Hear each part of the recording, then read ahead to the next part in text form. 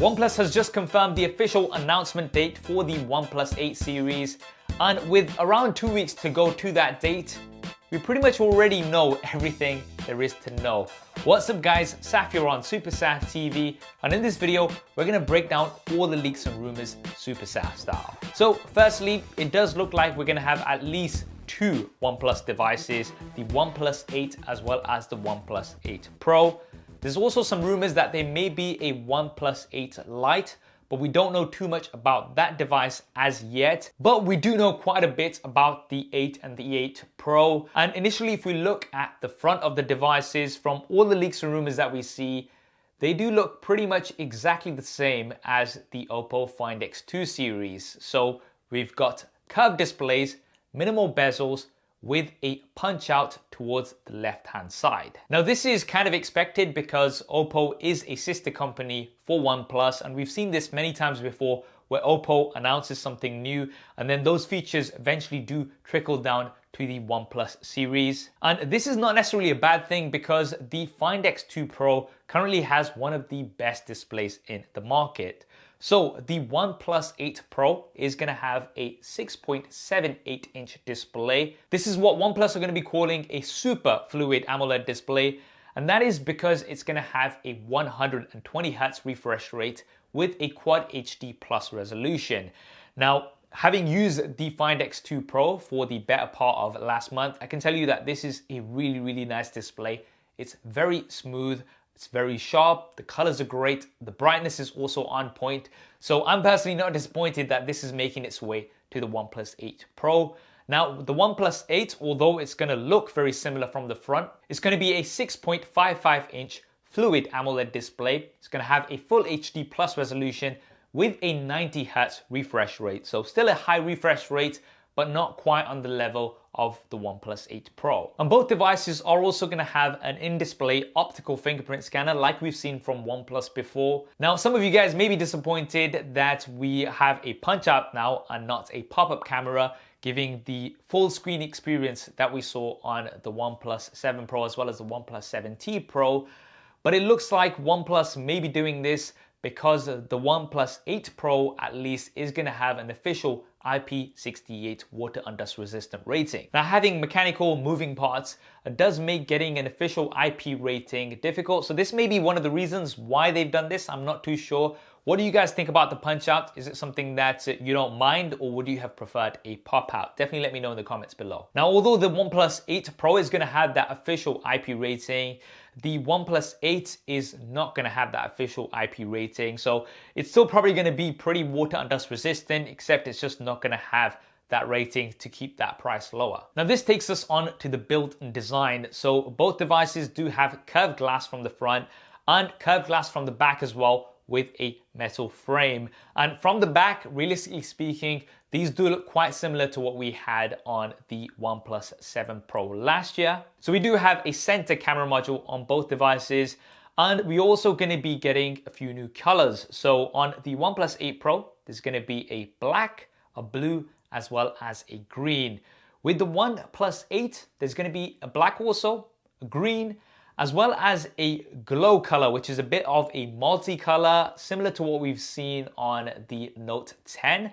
But this is going to have more of a matte finish compared to that glossy finish on the Note 10. Now let's talk a little bit about the cameras. So the OnePlus 8 Pro is going to have a quad camera setup, whereas the OnePlus 8 is going to have a triple camera setup. Now let's initially talk about the OnePlus 8 Pro, because this is where the cameras have taken a bit of a leap forward. And some of the cameras are once again quite similar to the Find X2 Pro. So the primary camera is a 48 megapixel camera. It's Sony's new IMX689 sensor with an f1.8 aperture. It's quite a large sensor size. And this time around, the ultra-wide camera is also 48 megapixels. It's got an f2.2 aperture, and it's using Sony's IMX586 sensor.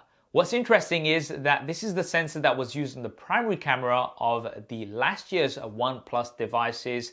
So this is now being used for the ultra-wide camera. So definitely a welcome improvement here. Now with both of these cameras, although they are 48 megapixels, you are going to be using pixel binning, and you will be shooting at around 12 megapixels on a general basis. And for the third camera on the 8 Pro, it is going to be a telephoto camera with 8 megapixels, and this is going to give 3 times optical zoom and up to 30 times digital zoom. So it's not going to be on the level of the periscope zoom that we've got on the Find X2 Pro. And finally, the fourth camera is quite interesting because this is a 5 megapixel color filter camera. Now, what it's exactly going to do, I'm not too sure at this point in time, but we have heard rumored that there are going to be some new features such as a new night portrait mode, 3 HDR video, as well as cinematic effects. So I'm assuming this new camera is going to help towards some of these new features. Now for the OnePlus 8, you're not going to be getting cameras quite at the level of the OnePlus 8 Pro. So you're going to have a primary 48 megapixel camera. There's also a 16 megapixel ultra wide camera, as well as a 2 megapixel depth sensor. Both devices are going to have a 16 megapixel front facing camera. And speaking of the performance, the internals, you'll be pleased to know that both of these are going to be powered by the Qualcomm Snapdragon 865 chipset, along with the X55 modem to enable 5G. And for storage, both devices are going to be available in either 128 or 256 gigabyte options with UFS 3.0 storage. So this is going to be super fast. Now for the RAM, they're both going to be available in either 8 or 12 gigabytes of RAM, but the OnePlus 8 Pro is going to have faster LPDDR5 RAM. For the software, as expected, Android 10 with Oxygen OS on top. OnePlus devices, in my experience, some of the fastest devices out there, so I've got no doubt that this is also going to carry on here on the new OnePlus devices. For the speakers, both are going to have stereo speakers, so there's going to be one bottom firing as well as one in the earpiece. And for the batteries, the OnePlus 8 Pro is going to come in with a larger 4,510 mAh battery versus the 4,300 mAh battery on the OnePlus 8. Both devices are going to support OnePlus's 30-watt warp charge, so this is very, very fast charging. It's not quite on the level from Oppo with their 65-watt SuperVOOC 2.0. But what's interesting is that the OnePlus 8 Pro, finally, for the first time on a OnePlus device, is going to have wireless charging.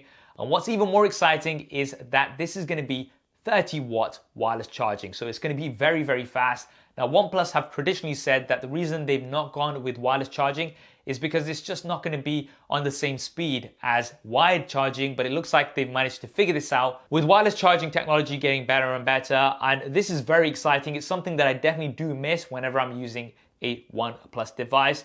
There's also going to be wireless power share, so being able to reverse wireless charge using the OnePlus 8 Pro, although this is going to be pretty slow at just 3 watts. This also indicates to me that OnePlus are likely to be introducing some wireless earbuds that you can wirelessly charge on the OnePlus 8 Pro. Again, this is just me guessing, but it seems to be quite likely.